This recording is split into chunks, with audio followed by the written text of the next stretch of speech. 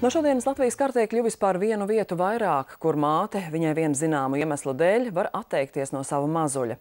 Ar Pētera Avena fonda finansiālu atbalstu Madonas slimnīcas teritorijā atklāta Latvijā 6. glābējsilīte.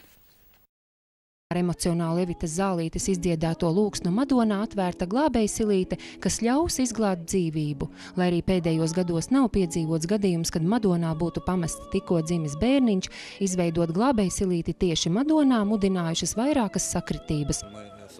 Mēs raudzījāmies, kā varam būt noderīgi Madonai, jo Madona atrodas 30 km attālumā no Pētera Avena vectēva dzimtās vietas. Tas arī bija galvenais apsvērums Madonā. Madona ir Vidzemes un Latgales ģeogrāfiskajā centrā, ja paskatāmies divus reģionus, tad es pieņemu, ka arī no izvietojuma viedokļa tas ir svarīgi. Līdz ko bērniņš tiek ievietots glābējsilītē, tā aizveras un signāls pienāk Madonas slimnīcas dzemdību un uzņemšanas nodaļās. Tieši slimnīcas darbinieki ir pirmie, kas savās rokās saņem atstāto mazuli. Viņiem ir jābūt pirmajiem, jo viņiem ir ļoti īsā laikā jāatnāk un jāpaņem bērniņš no šejienes. Un pēc tam ir jāizgādā uz uzņemšanas nodaļu, un tālāk tad viss aizies savu gaitu. Apskats, vēršana, mērīšana, novērtēšana, izvērtēšana un vispārējais. Madonas glābējsilītes izveide izmaksājusi 14 000 latu, un tā atšķiras ar to, ka izvietot atsevišķā mājiņā, kas pielāgots glābējsilītes vajadzībām.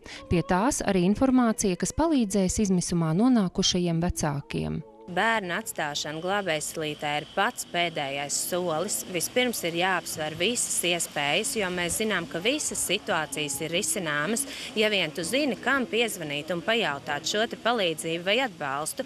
Un tieši tamdēļ pilnīgi visus, kam ir kaut kāda veida problēmas vai neskaidrības, mēs aicinām zvanīt vai arī rakstīt uz Babybox mājaslapu. Šobrīd Madonas novadā ārpus ģimenes aprūpē ir 134 bērni.